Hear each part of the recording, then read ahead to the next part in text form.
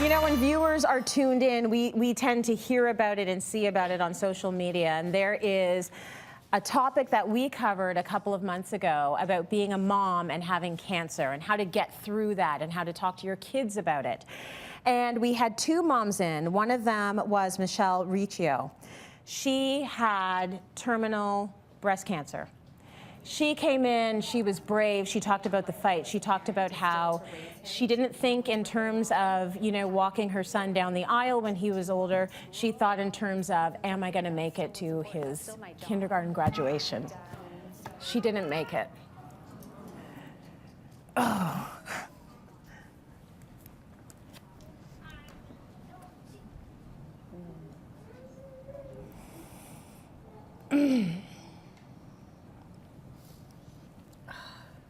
So, we want to talk a bit about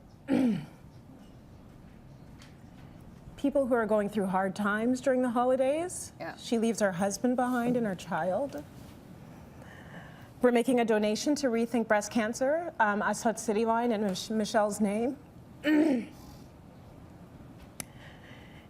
If you're going through a hard time right now with your family, what can you give us in terms of tips?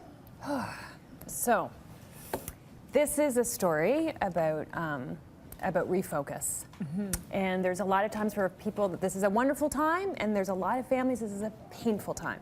So let me give you a couple of tips very quickly around how to manage it. Grief is so powerful, and what you want to do, and this would be my encouragement to her husband, but also to other people who have experienced it as well.